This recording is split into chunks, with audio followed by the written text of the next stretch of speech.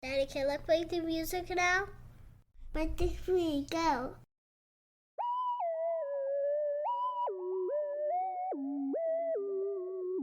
You know that I got love. This is me and Daddy here, and Jenny also. And we're here to teach you something, founded by So Your Grind. And it goes a little something like this. Take it over, Daddy. Welcome to Family Abide, So Your Grind. This is a podcast series highlighting lessons learned by the hard knocks and by grace. My name is Robert E. Meska Jr. and my co-host is Divine Lee, aka D. Lee. Our podcast intersects between the culture, faith, family, and finance. Episode 2, Breakage or New Growth. It's not always clear what season you're in. We work so hard trying to figure out if we're dealing with breakage or new growth in our life. Sometimes the only difference is perspective. Let's work on building perspective. Before we get started, I want to thank everyone that assisted with the podcast campaign. Family Abide was selected as one of the winners. We didn't win much, but the greatest win is recognition. I want to personally thank all of you for listening, and if it's something that you've been enjoying, leave reviews, give a shout, tell a friend. Coming up, episode 2, Breakage or New Growth. Okay, my check. All right, 1, 2, 3. Yep. All right, this is Daddy and D-Lee. And who's in the audience? Journey and Mommy. All right, and we here doing our financial segment of the day. We're going to pick out the financial word of the day. And D-Lee, go ahead. What do you got for us? Go ahead, pick a card, any card. I picked that one. This one in the middle. Right here. What does that letter say? No, what does that letter say? Read the letter. S. What's the next letter? T. What's the C-K. stock? Stock? Do you know what a stock is? Divine, do you know what a stock is? No. It is the ownership or certificate of any company. Oh. Did you know that? No. I think I knew it before, but not now. You think you knew it before and not now? Silly me. Okay. If we want to explain a stock, what I'm going to say is when you have a business, somebody can invest in your business. Oh, yeah. Did you know that? I know the business part, but not the investment. Oh, you didn't know the investment part. So somebody invests in your business, or what they can do is they can also have a part or a piece of ownership in your business. Oh. Yeah. Does that make sense? Yeah. That makes a lot more sense than ever. I don't think it makes total sense yet. All right, we're going to keep on working on this. So when you have a piece of candy, is it your candy or is it my candy? When you have a piece of candy, is it your candy or is it my candy? My candy? Your candy. So what does it mean when you have your own candy? That means that it's yours, okay? So when you have your own piece of candy, what does that mean? I don't know. It means that it's yours. Oh, yeah, I mean that is mine. Right? But And when Journey has her own headphones, that means it's hers. that means it's hers, right? But if Journey has a piece of candy, can you take it? No. Why can't you take it? Because it's hers. It's hers, right? So when you own something, that means that you have control over it. Okay? What does that mean, Daddy? That's a great question. That means that you have a certain level of responsibility to that company. You have a certain level of responsibility to take care of it. Just like when you have a certain level of a candy or a plant, if you have something, that means you own a piece of it, and then that you can make it yours. Okay. Journey, Watch. You want to watch? Journey, do you know what a stock is? Where's the stop? Where's the go? Yeah, not quite. No, we're not saying stop. We're saying stop. Good job. Stop. Okay. Joy, you want to be on Family Advice or Guide today? Tomorrow. Tomorrow? Okay, thank you.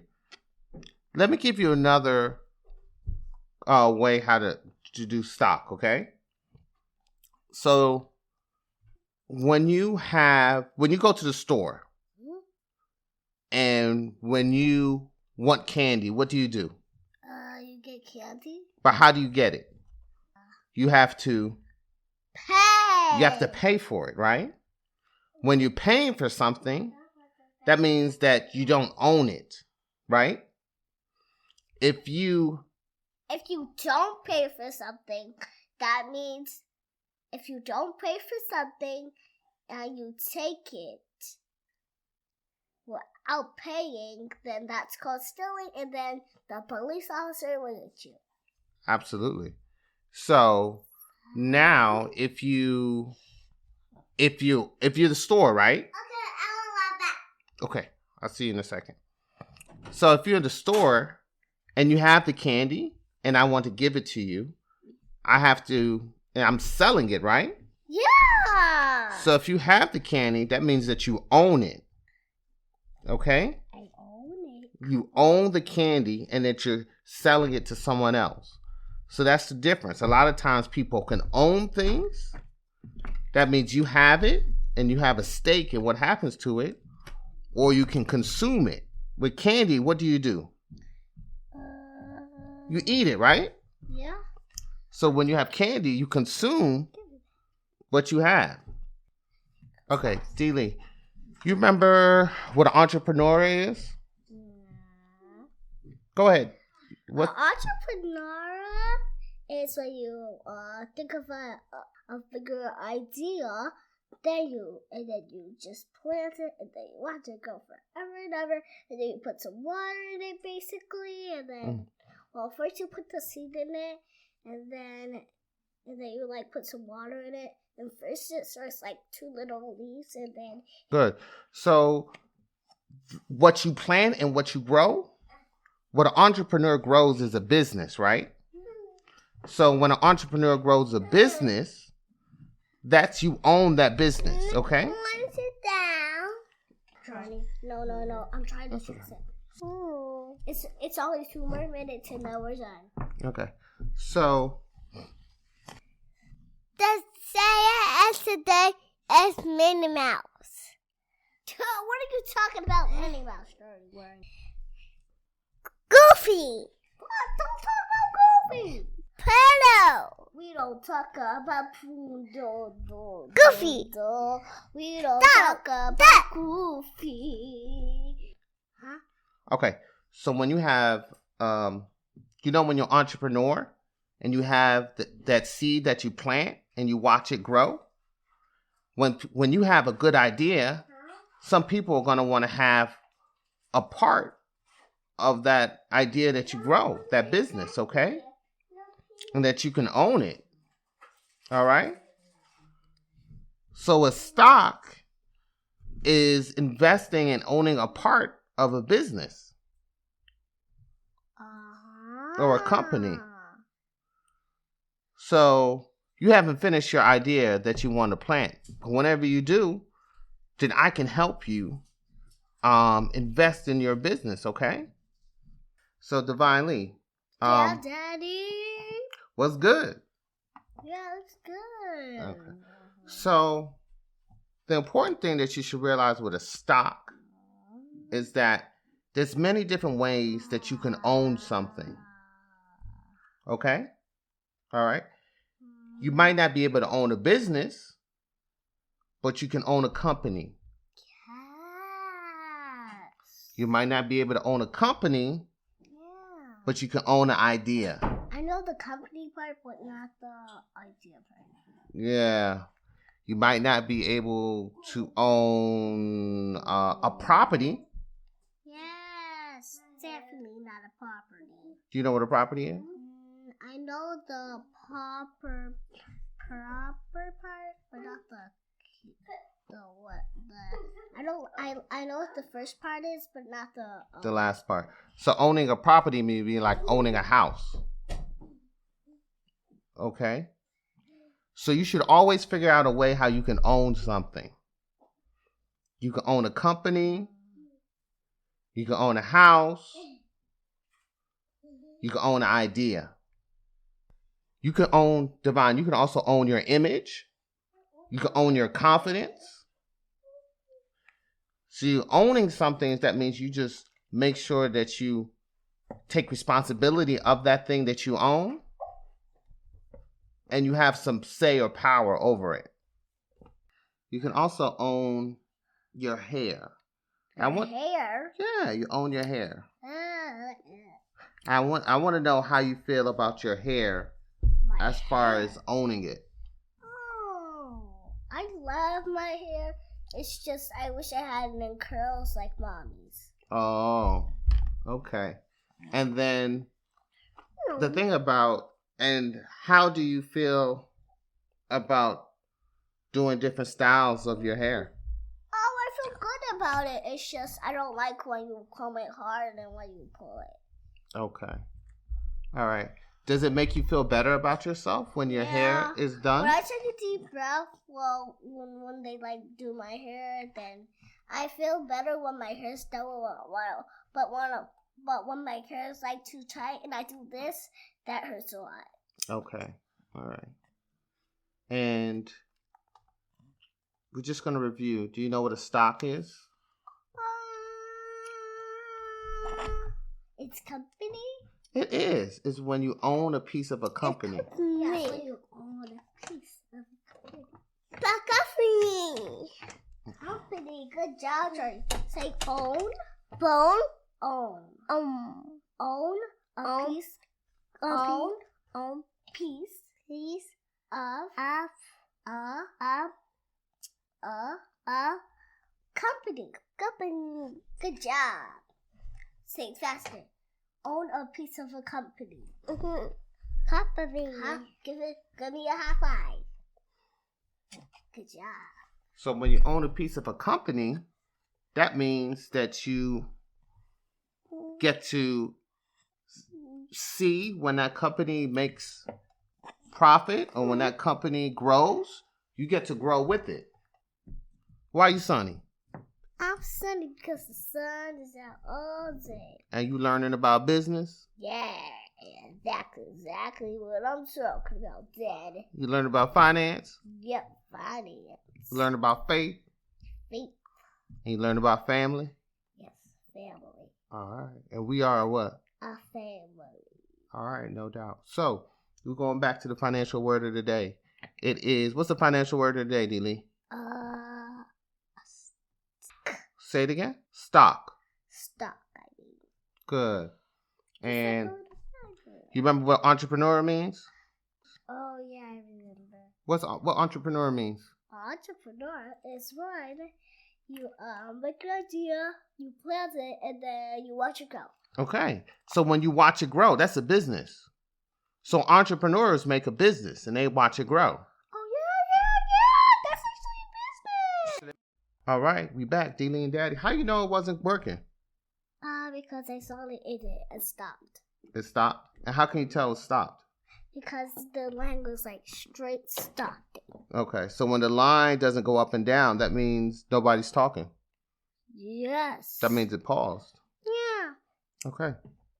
All right. So back to the financial word of the day. When you have a business, Yes. you got a business. Are you going to have a business? Do you want to own a business one day? Yeah. Okay. But not quite. Not quite? Okay. Do you want to be an owner one day? Yeah, but not quite. What do you want to own? I want to own something special. That's cool. I want to own... You could own a house? Yes, I want to own the computers and chargers for your computers and credit cards. You want to own credit cards? We're going to learn about credit cards. Yes. Because you got to know what that's about. So anyway, You can own a bit. It's a difference between owning something and consuming something, okay? When you eat candy, Yes. do you own it or do you consume it? You own it. No, you ate it. So you ate it. so you don't have it anymore. Yes. When you own something, it continues to grow. Yes. That's the difference. When you have a business and you own it, it should continue to grow. When you have a piece of candy and you eat it, you consume it and it goes away. You swallow it. Consume is you swallow it, and then it goes into your tummy, and then it's gone. Poof. It's Poof. almost like magic. It is almost like magic. But you just don't want to consume things because And you don't just want to tell people it's like it's magic because it's almost like magic, but it's not magic. It's not magic. Yeah. It makes sense. Good afternoon. We are here on Family Abide So Your Grind with the first official interview with two very dynamic, electric, and special women for our families. We are here with the godmothers of both of our children, one for Divine and the other one for Journey. The first one we're going to introduce is Deborah Bazile, and you can find her on Talk Curly to Me. And the other one is Keela Kirkpatrick, and you can find her busy on the weekends. So welcome, ladies. Thank you for joining us on Family Abide. Deborah, do you want to introduce yourself a little bit more? Hello, everyone. My name is Deborah, and I'm the blogger behind Talk Curly to Me. Talk Curly to Me is a lifestyle blog about hair and my lifestyle here as a single woman in Miami. All right. And Keela, you can go ahead. Hi, everybody. I'm Keela. I'm the Instagrammer behind Busy on the Weekends. I post a lot about travel, art, music, farming, just the gamut of all activities that I'm interested in that other people might be interested in as well. All right. So one of the things about Family Abide, we talk about faith, family, and finance, and you guys definitely intersect all three of those for us. But with Divine, we're trying to create this daddy-daughter dynamic and really just making sure she's aware of some of these issues that maybe we weren't aware of growing up. So Rachel Cruz has a category system where she talks about money and your money classroom growing up, and it's broken down by your family's verbal and emotional connection to money. Do you mind if I ask you guys two questions just to kind of determine your background? Nope, let's do it. All right. Did you, while you were growing up, did you talk to your parents about money? Yes or no? Well, I definitely talked to my mom and my dad about finances at different levels. My mom actually taught me how to budget a checkbook at the age of 8. So money was heavy in our house. Like we had to learn how to kind of like budget bills, budget like groceries, your lunch money, $10 for the week. She taught me about that. And then when it came to my dad, he was constantly talking about saving money and how if you save for the future, you'll definitely be able to make investments. So yeah, money was heavy in our house. All right. So that's good because you kind of got it from both ways. So were those conversations primarily calm or were they stressed? I would like to say calm because both of my parents were fiscally responsible. So no, it was never like a stressful situation. And if they did stress, they never showed it to us. Okay. So basically in Rachel Cruz background, you would be in one of those secure backgrounds. So there's 4 different backgrounds. We'll go into that a little bit more, but you had a very secure upbringing where you actually did talk about money and the conversations were not too stressed out. And Keela, when you were growing up, did you have conversations about money growing up? So primarily in my household, because my parents got divorced when I was at a younger age. Mm-hmm. So I was raised by my mother, and a lot of our conversations did not focus around money. All of those conversations were mainly conversations I had with my dad. He was the one that taught me how to balance a checkbook, taught me about savings. He opened up my first savings account. He had bonds for me. So that's where a lot of knowledge that I got was from my dad. When it came to my mother, we didn't have conversations about money in my household. We didn't get allowance. I think I might have gotten allowance like once, but I never got an allowance after that. So yeah, and I would assume that her money management skills were not, she wasn't confident in them, which led to her not being able to share with me and my brother because, she was just trying to stay afloat in the household. So Okay. yeah. So it seems like you didn't have as much conversations. So what was the vibe in the household? Even though you didn't have conversations about money, was it more calm or was it more stressed, even though you guys didn't talk about money on your mom's side? It wasn't calm, but it wasn't stressed as well. I guess because the conversations just never were brought up, Okay. Yeah, they weren't really something of a discussion. So in Rachel's category, you would kind of just be like unaware. So it wasn't something that it was necessarily stressed about, but it wasn't Mhm. something that you really um grew up talking about. And I just kind of feel that, especially as we are raising children or we interact with our children, um, the way that you interact with money often growing up oftentimes determines how your relationship with money as you get Yeah, older. and how you So manage your own household. I would say I'm a little bit in between the unaware because in my mind, I felt like I was being raised in a middle class household, mm, but we were not a middle class household because I just had no knowledge of how things went. But I also heard a lot of no's. So I knew we were not like the richest family in the neighborhood. So mm, I was aware, but then I was also unaware of okay. like how we were. Yeah. And Deborah, with you, one of the things I heard is that you seems like you had a lot of experience with just man. I don't honestly don't think that my parents really had like a conversation about money per se. They helped me open up a checking account. Well, my first experience, I went to the bank and tried to open up a checking account, and the bank rejected me. And then my dad was like, "Okay, don't worry, I'll go in and help you open up an account." But we never really had a conversation about it. But it seems like you had a lot of conversations. How did you feel that impacted your relationship with money as you were growing up, Deborah? So growing up, like Keela, my parents got divorced early. But my mom, she would always be like, look, if you want to make it, you got to learn how to manage your money. And as a matter of fact, I remember when I was in fourth grade, we had to learn how to hustle. Like, so I was selling airheads out my book bag for 25 cents. That's entrepreneurship early. It is. Like, because like we had money, but it was like, okay, if you want the extra stuff, if you want that Barbie, you gotta hustle, you gotta get your money.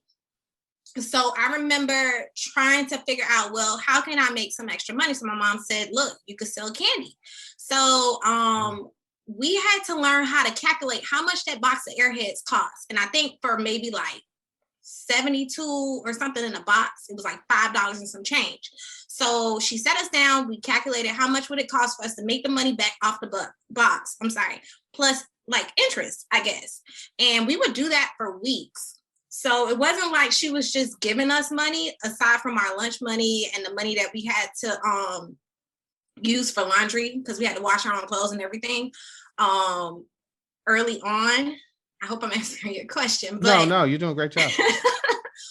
I was taught through experiences about how to financially be responsible. So it wasn't just like, oh, okay, here go $10 for you for the week without something being attached to it. So I had to learn how to sell that box of airheads, get my money back. And then I went from airheads to Rice Krispie treats for $1, right? And then also too, within that, I had to learn how to take that money and like budget it to do like household chores for myself because I didn't have it like that. And then I mean, all the way through. I think your experiences match with a lot of people's experiences, because I always know growing up, Deborah, you might know, there was always that one or two people that was always selling candy or always had something. And it was like, oh man, they just got it, you know, in the sense of they had that spirit early on. When we were in that consumer mindset. We were just trying to get a piece of Airhead or some candy or blow pop. But you know, so that's very interesting that you said that. And this is for both you guys. And you can answer it in whatever order you prefer. What do you wish you knew about money growing up that you may know now that you wish you would have known? We'll start off with Deborah. I wish I had known earlier, even in my adulthood, how to not leave everything in my savings account. Like how to invest my money. Because I believe if I had learned about investing in stocks and, you know, ETFs and all that stuff early on, man, I would have been bank tight by now. But I didn't learn those things. However, I did learn how to save my money from my parents, which is a good thing. So I wasn't robbing Peter to pay Paul. But yeah, investing. All right, what about you, Keela? I think I would have started saving earlier. And whether that's like saving $5, $10, $20 a paycheck, I think that would have did wonders for me, and not look at what friends had, like the material things, and really focus on putting money towards my savings. Whether it's like, because I didn't know anything about CDs. And when I went to college, that's when I learned what a CD was, because I was a part of this Black women's club, and they were talking about finance, and they talked about 401ks, IRAs, and CDs. And that was my freshman year of college. And that's when I first found out how to open up a CD and what a CD was. I feel like those things, putting money towards like savings, doing a long-term savings account would have benefited me a lot more. Okay. And the information. So both of you guys, based off of that, you know, you were talking about, Deborah, how you would pretty much diversify your investments earlier. How do you think that information or knowing that information would have impacted or changed you? It would have changed my current money status for sure. I'm just being real honest, because I would sit on, you know, a nice little chunk of change in the bank and it wasn't gaining any interest. So I think had I known what I know now about taking risk, I'd be in a totally different tax bracket.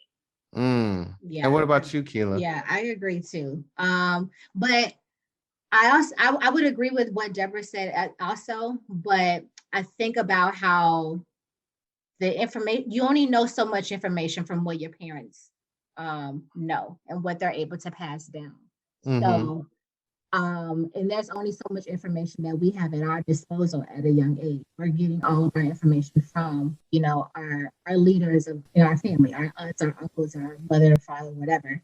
So I would have liked to be risk averse and maybe like did some investments. And, you know, I see all these, well, not all these stories, but I see stories about parents buying their kids a house at like 15 as like an investment property or something like that. And that would have been dope to do. And I think learning about credit would have been very beneficial at a young age, because when I got to college, I screwed my credit up because I just wanted like the material things of what all my friends had, and things that I said that I heard no from. And I had that credit card, and I think I'm rambling. No. I think this is good. But yeah, so just when I got to college, just having that knowledge of credit and not messing it up I wouldn't have had to fix it when I got into the real world. What was your first experience with credit? Like, because I know, you know, at Howard freshman year, they had a whole bunch of, I don't think they do that anymore, but they had a whole bunch of like credit card companies, stop trying to size Yeah, they people can't up do it anymore now. Yeah. with like credit cards and whatnot. But like, did you have a cosigner? Did you, have, like, what was your first experience? So I can't remember if I had a co-signer. If I Mm-hmm. did, I might have, you know, put some information that wasn't true on the application to get the credit card. But I got my first credit card. It had a $1,200 limit, and I was like, "Oh my God, this is a lot of money!" Like somebody's trusting me with all of this money. So yeah, I got that credit card. I went to the mall, Fashion Square Mall in Orlando, racked it up, paid my rent on that card too one time. So yeah, and I didn't have a job also to pay the credit card off. So later on I ended up, getting me a job as a telemarketer because I had to pay that card off. Otherwise, Mm-hmm. late fees and interest would accumulate. So every month, like I was just paying off the minimum. And it wasn't even touching the balance. It was just, um paying off a minimum, and then anytime I had some available credit I would still rack it up. So it was just like this never ending cycle that I was a part of. And then I got that one credit card, and then I ended up getting another credit card and another credit card. So yeah, it just ended up being this cycle that I got looped in, and I was like, I can't deal with all this credit. So I ended up closing the credit cards. I didn't know that that's not a good thing to do, was close the credit cards, because you need to build up your Keep history. some credit. You can cut it Yeah, you up. need to build some history, some credit. Mm. But I ended up closing the credit cards because I was like, okay, I'm going to continue to use these credit cards. And for me to just shut it off myself, let me Mm. close it out. So that's what I did. I closed the balance. I closed the card, paid off the balances. And little did I know that was not the right thing to do. So I ended up having Rebuild to your credit again. rebuild my credit. Yeah. Hmm. Mm. Oh, But wow. even before that credit card, I think my first credit card was a Macy's credit Mm. Yeah, I got that good old Macy's still right now.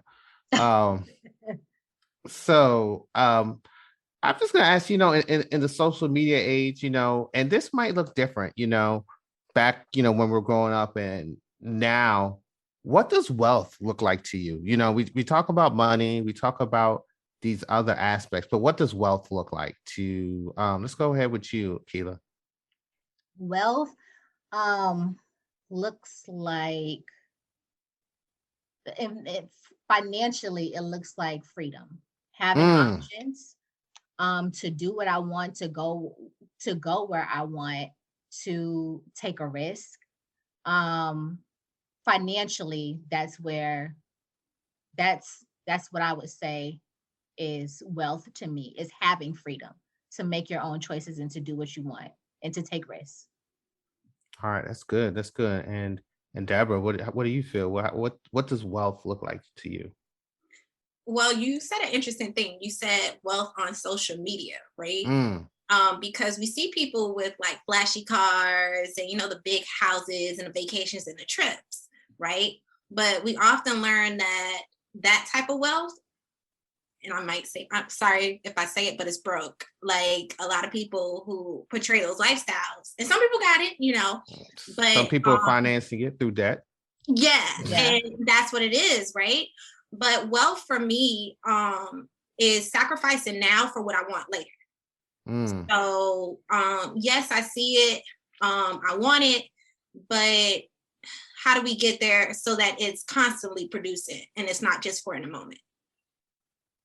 And the reason why I brought that up, because I was talking to Miss Charity Metzger one time about what wealth looks like. And I said, wealth looks like, Musk, Zuckerberg, Bezos, these guys, they have a whole bunch of money. And, Zuckerberg got, hoodies, and, Bezos got jeans, and, these Musk is not, they're not real flashy.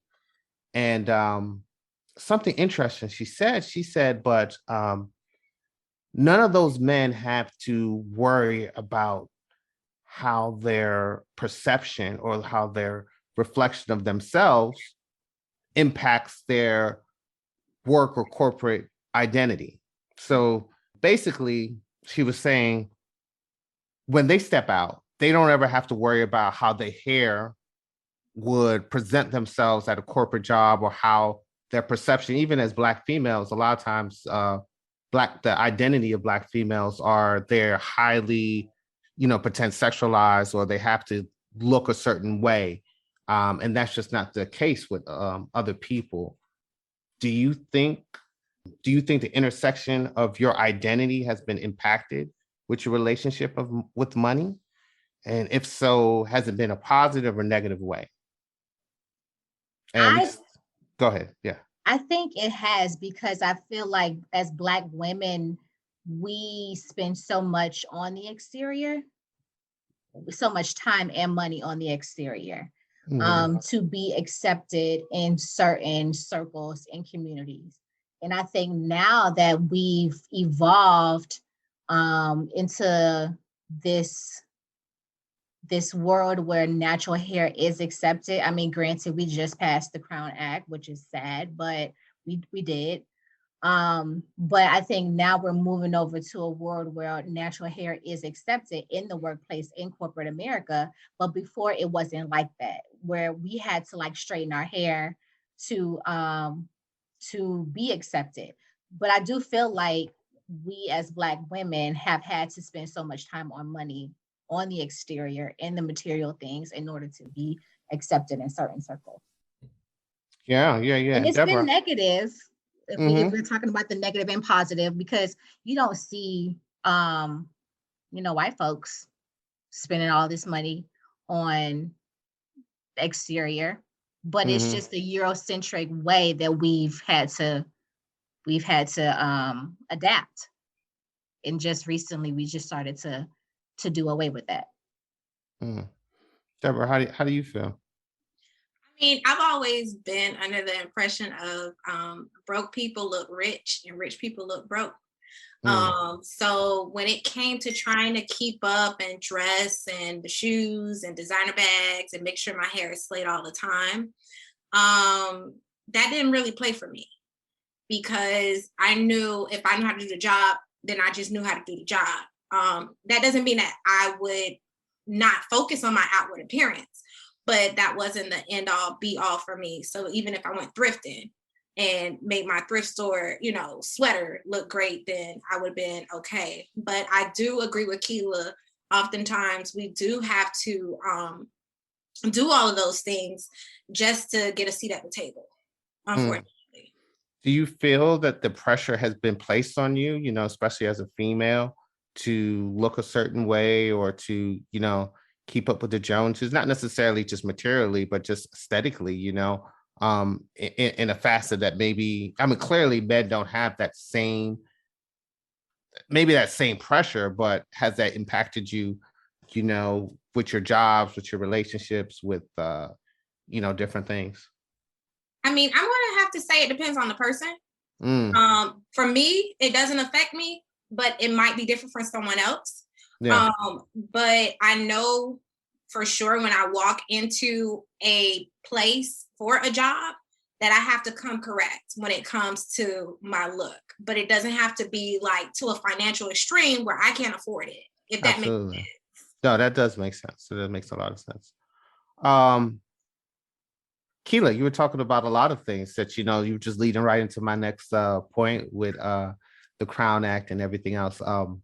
A fellow Miami native, Ketanji Brown Jackson, the newest Supreme Court Justice nominee, has broken glass. From Miami? She is from Miami. I did not know that. Oh, yes, 305. My mom was my principal at New World. Yeah. Oh, nice. She's from DC and Miami. She was born in DC, but she grew up in Miami. Okay, from Miami. No, I'm kidding. And she's broken the glass ceiling in many ways. But one area I haven't heard talked about a lot is her ability to wear natural hair. So first, I would like to say I love her hair. I actually wanted to have locks growing up. But in my household, I come from a West African household. That was just discouraged, to be honest. They didn't feel like it was professional. And I always think back to the Living Single episode with Kyle, and they were like, "Yo, you got to cut your hair," and to fit, corporate culture. And like you said, the Crown Act has been passed in the House, and it's waiting to get passed in the Senate and signed. Have either of you ever felt pressure to conform your hair and do things to get a job? And then additionally, do you think that how has your hair impacted your wallet? Whether it is getting a job or just the fact that you have to maintain your hair as much, maybe as you learn now, you can do certain things yourself, but just having to maintain your hair in order to be accepted. Okay, so good question. It is a good question. True story, right? So if we're talking about appearances, and I'm gonna go back just a little bit. I went in for an interview for a job at the bank, and I knew, because I had just big chopped my hair, and I knew that if I went in there with my big chop, I probably wasn't going to get the job, right? Because it's a bank and you have to have a certain look. So I wore a wig and I interviewed, I got the job, and I'm like, yes, right. This was on a Friday. They were like, okay, come on in on Monday. Went in Monday, but I wore my hair. And the guy was looking like, who are you? I was like, you just hired me. He was like, I didn't hire you. I hired the girl with the wig. So when it comes to certain appearances, in that regard, yeah, definitely there's pressure. But also too, when I was younger, I worked at Victoria's Secret, and you had to have a certain aesthetic about yourself. Like you had to look good to work in that particular place. So there is pressure to a certain extent. And what else was your other question? Oh, about money spending. Yeah. So have you had to conform? You kind of talked about that, but how's your relationship with your hair impacted your wallet? Because it can be expensive, especially if you are trying to maintain or keep a certain hairstyle. Generally speaking. So I had to put myself on a budget when it came to my hair, because a salon visit can easily, depending on what you're getting, can start at about, I'll say $100, right? For the basics, like a wash and deep condition and a cut or whatever in a style.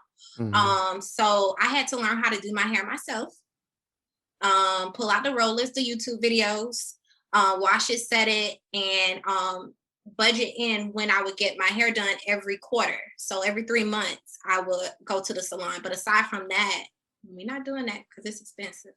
It gets costly. It gets costly. A lot of Black women, mothers, they used to spend a lot of money taking their daughters to the salon, getting perms. In addition to their daughter, they'd have to get their hair done as well. And those salon visits can, at the time, they might have been like $30, $40, but they creep up, and it's all you're basically spending a good $120 for the mom and the daughter. And you have to do that like every month or so, or every 2 weeks, however often you would go. So just having like a separate budget for beauty was something that Black women always had. If we didn't get our hair done at the house, we were going to the salon. We would sit in the chair for a few hours waiting to get our hair permed. Keila, I was about to say, you have natural hair now. Did you ever think that having locks or anything like that would impact any of your job opportunities? I mean, a little bit. So I started like officially working in the corporate world in 2013. So I've been natural since 2009 though. So I would wear like my twist outs, and I always had to make sure they were nice, because I'm in this corporate world, but I'm also working for a company that really, there's not like a huge thing to wear your natural hair. Like I guess we're more evolved than your typical corporate, a little bit more progressive company. Yeah. So I mean, we have employees that have sleeves, meaning like a tattoo sleeve. So, and you can show them all. We wear shorts in the office. So there's not like this huge corporate attitude that you have to wear. So the natural hair wasn't a big deal. Now I will say, when COVID happened and I started to grow my locks and got a nose ring, I was like, oh, okay, I don't know how this is going to be perceived when I go back into the office. But we also have people that wear colored hair. Mm-hmm. So it's just really not like a big deal. And there's colored hair meaning for white people and Black people. Correct. So it's not like a huge thing. Black women have had to spend a lot of money, and we do have the money, because if we really think about it, like, we spend trillions, billions of dollars in the beauty industry. Like, you have women that wear extensions, and these extensions are like $500 for a bundle. So they come up with the money to wear it. So even a natural hair wig, like a lace front natural hair wig, will run you starting at like $300. Yeah. Not even to mention braids. That's a whole nother ordeal. You have braids, yeah. And then the hair will probably cost you maybe like $30. And then to get somebody to install it, that's another $250. Yeah. But you think, I also think that we've spent so much on our hair, we don't know how to still manage our hair. Like, we just started, when the natural hair trend came about, we just started to learn our curl patterns. We started to learn like what products work best for our hair. So that was money and time. So I just think, like, we started with the perms because, we just didn't know how to manage our natural hair. Like, Charity and my cousin just Haim were like the only two people I knew that was rocking natural hair when I was a kid. So we didn't see it a lot because we just did not know how to manage our hair in the 90s. Well, especially down south in Miami, because I know up north it's a different story. So yeah. Deborah said something about having to put herself on a budget with her hair. Some women kind of just feel like, their hair is their crown, and they, if their hair is not done, they are not like acceptable to the world. Did you feel that you had to put yourself on a budget, or do you feel like that was just a priority that you were getting your hair done kind of regardless for you, Keelan, growing up? Oh, put myself on a budget? Yeah. Well, you're talking about as I like made my own money, or when I was Yes, yeah. Oh, when I made my own, yeah. I didn't really put myself on a budget because I made sure to go to people that were affordable. Like, when I was in college and I was paying for my own hair, there was a lady that did college students' hair, and she did the perm and the wrap for $40, and that was something that I could afford. But we talking about 2000. Wait, what? Yeah. So, and she geared towards college kids because she knew that we were all on a budget. So that was her clientele, was college women. She did our perm and our wraps, $40. Okay, boom. So after I graduated school and I started transitioning over to natural hair, I was just trying to find products that were working for my hair texture. So I really wasn't on a budget. I was just trying to find whatever I could. And also because I wasn't going to the salons, so I had more money at my disposal to just spend, $20 or like $10 or whatever. So yeah, I didn't really have much of a budget because I was doing my own hair. Okay. The average net worth of a single Black female, depending on your source, is anywhere between $500 to $200. Does that surprise you? Yes or no? $5 to $200? Yes. Like per week or day? No, that kind of surprised me because that's their total. You said I had to listen again. I hope you didn't say net worth. Yes, the average net worth of a single Black female in the United States, depending on your source, is anywhere between $500 to $200. That includes all of their assets, all of that they own, minus all of their liabilities, their car, their whatever. Does that surprise you? It seems like it does. Yes or no, and why, if so?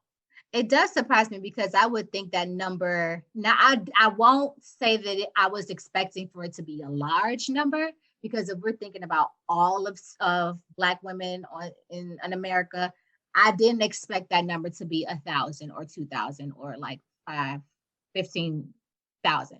I knew it was small, and I was thinking you were going to say like 400 or 500, not $5 to 200. Like that kind of surprises me that that's the value of our net worth. But we don't really know a lot about savings. Yeah. That makes me sad because aside from reading, right, which we know is like an issue, I'm trying to see where the disconnect is happening, where that's the average. Yeah, I think a lot of that comes from being heavily consumer based. We have a lot of purchasing power as far as especially Black females. They purchase, but they don't have maybe a lot of ownership, and whether it be in stocks or in houses or anything else.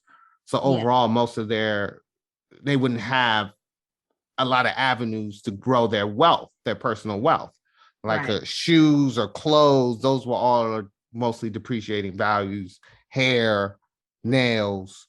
And maybe those are the things that may have been, I'm not speaking for Black females, but may have been valued or may have been a priority, or they're just not aware of the other wealth building assets. So, but it kind of makes sense though, because and it all just depends on our circles.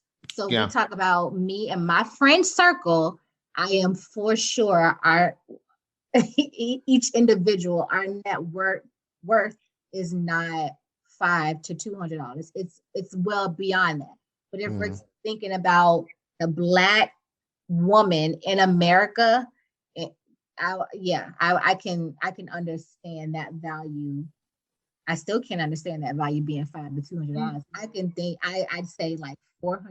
But then you think of like Black women, and there's a lot of single Black women as well that are raising multiple kids. So they are always the one that's leaned on for financial. Like if somebody's having an issue, they go to mom. So, and that doesn't give the mom the ability to save because they're always helping so-and-so out. Yeah, and the high end of that number was pulled from a congressional hearing about the wealth gap and racial and gender wealth gap in America. So those are numbers of as of 2019 was 200. There's a number a little bit earlier, like 2012, was the $5 net worth. Deborah, that seemed to kind of like impact you on an emotional level. Well, why do you feel that, and how do you think we can go about changing that number or impacting that? I felt that really heavily because with my line of work, there's always something, within our community that we can work on. So in my head, I'm thinking about the next actionable steps that I could take to kind of like change that for some of the, people in the community that I do come in contact with, because I work with children. So now I'm thinking reading finances. How can we, especially for young girls, because one of my goals is to start a girls club within Miami in the district for reading. But now I'm like, okay, there's another element that needs to take place. How can we teach young ladies about finances as well? So yeah, that hit me hard, I guess, because I want so much more for the generations that are coming up that we didn't have. And I know when it comes to money, that's a huge thing. I wish someone would have told me about growing up. I wish I had more knowledge about the books, as far as money market the game, or, how successful people think. Like, these are the tools that we need to be teaching our kids in education. And it just saddens me. It really does sadden me. I'm sorry. I'm not gonna cry, I promise. I think what's gonna happen for this new generation is that in order to educate these kids about finance, it has to be brought to the schools.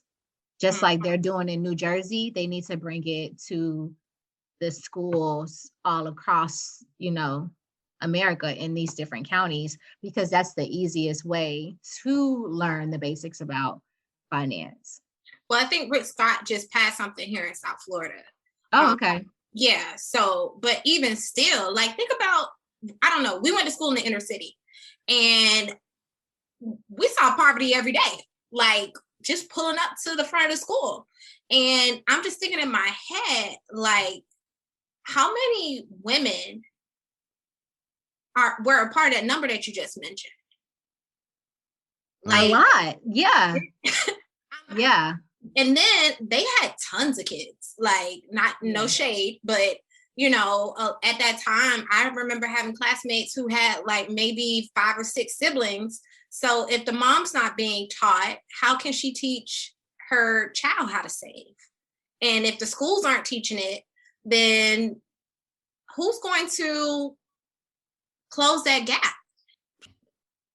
Well, I think it's changing a little bit with social media, though. But I think when you grow up, you might not realize if you're well off, if you're middle class, if you're upper middle class, if you're, I agree. not, poor or rich. But then you might know if you're rich. But as you go along, though, I think you start comparing yourself more and more. But I think kids have an opportunity, unfortunately, or maybe fortunately, to compare themselves at younger ages, which can impact them both negatively and positively. But so one of the things that you kind of, both of you raised, is getting it into the schools. But sometimes I think the more that we're realizing is that not everybody receives the information the same way. So sometimes it may be in the school, and sometimes it may be other avenues may be needed as well.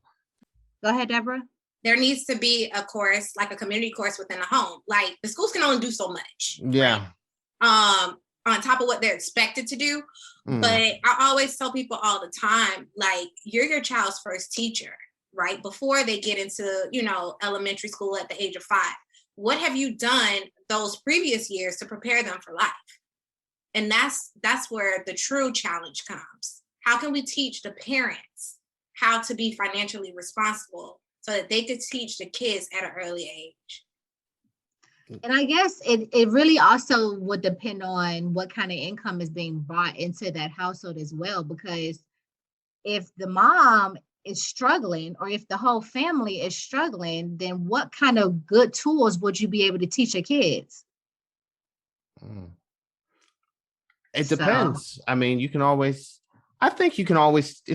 and I'm kind of on the always the cup is half full. You can kind of show somebody off of adversity. These were some of the choices that maybe I made that I could have made better. But you have to have a certain level of awareness to even be able to say that. So if you are aware enough to say, I'm not exactly where I want to be, but I can point to, A, B, and C decisions of why I am where I am, that could be very helpful to a young child growing up. But not everybody has that awareness to pick that up. What is one thing you would tell your younger self or child to do and not do in regards to money and or confidence with money? I can answer this one. And this was a mistake that I made, that I would tell my kid or my niece, my nephew, Journey, Divine, I would tell them to never get a payday loan.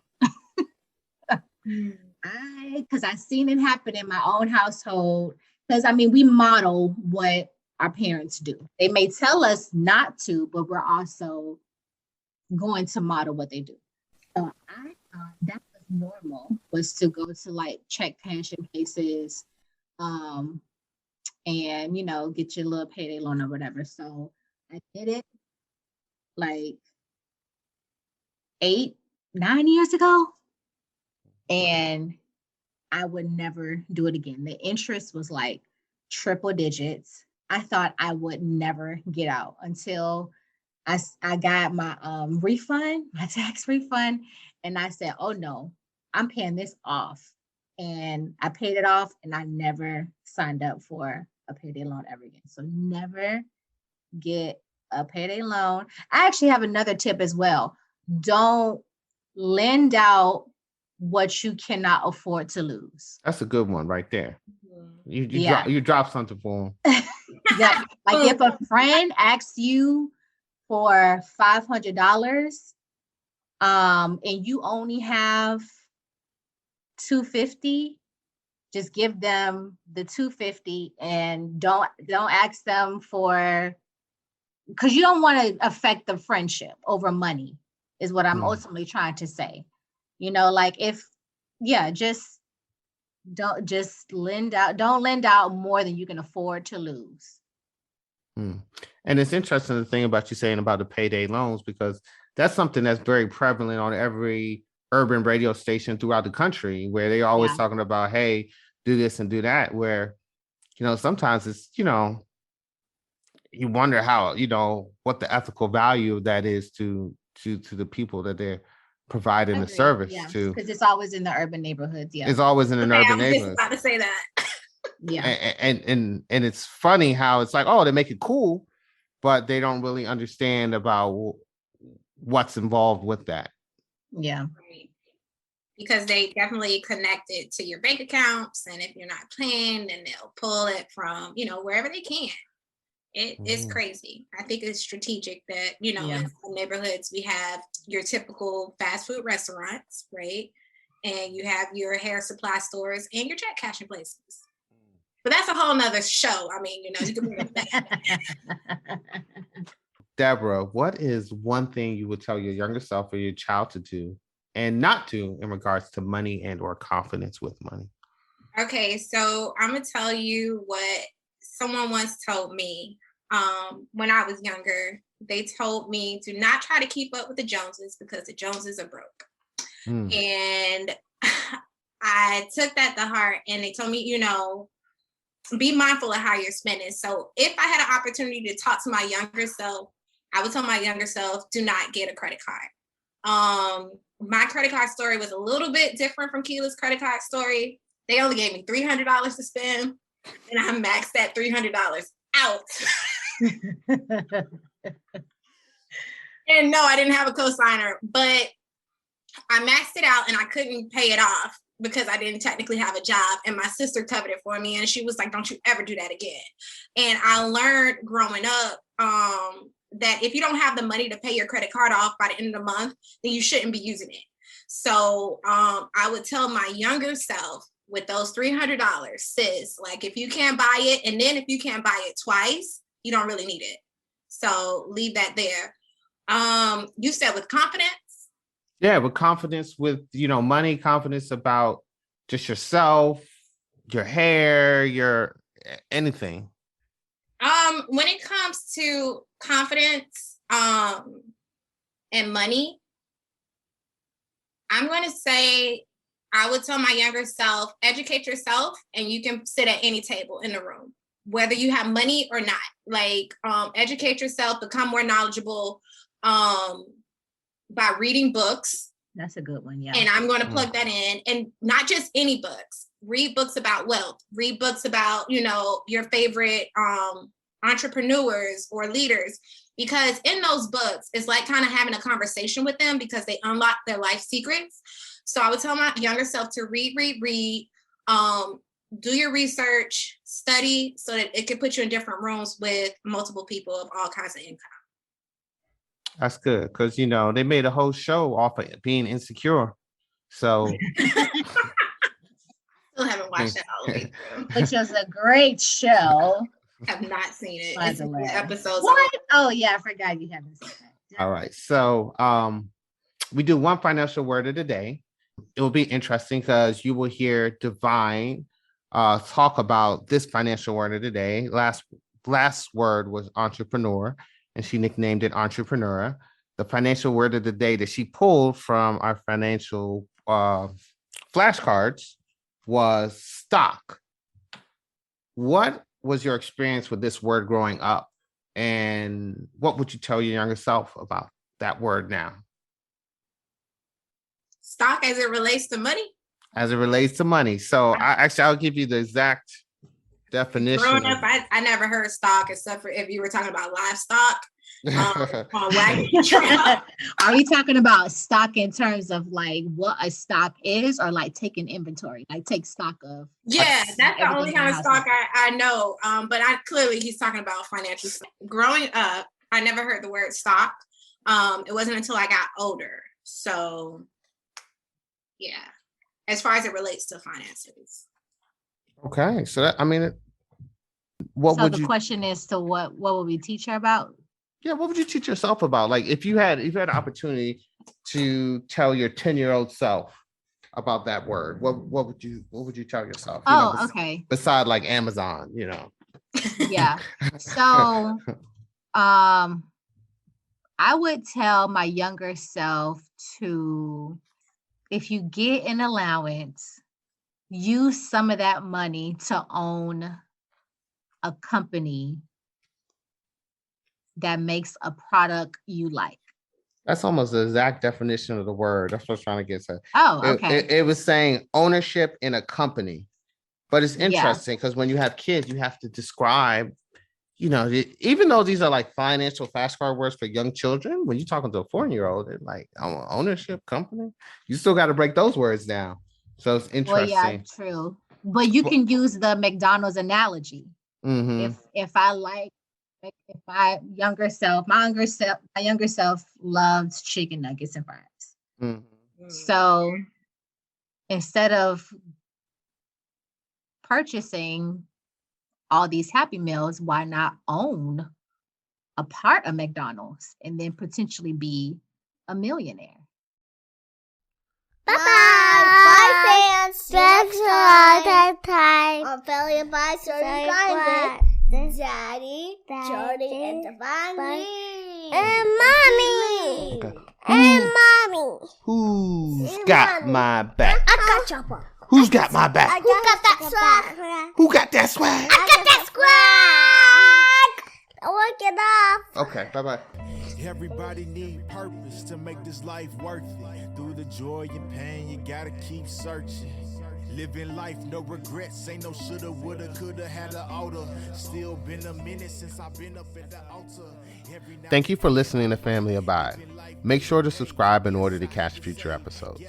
Family Abide is available on all your favorite podcast outlets. Remember, life is not just about family. It's not just about wealth. It's about building people and communities that endure without yielding. Always choose your abundance beyond insecurities, debts, and entanglements. The next generation is depending on us. Remember your purpose. Sow your grind and watch it grow. Thank you for joining us on Family Abide. Sow your grind. Everybody need love. Everybody need love. I'm tired of my problems. I'm tired of the drama. I'm tired of the pressure from my mama and my papa. I'm tired of the pain. I'm tired of the rain. I'm tired of the hurting. I'm tired of the working. I'm tired of the struggling. I'm tired of the hustling. I'm so sick and tired of having nothing. Jam, you got something to say? But after that, I'll turn when you win. Yeah, I think it's good developing daddy-daughter relationships.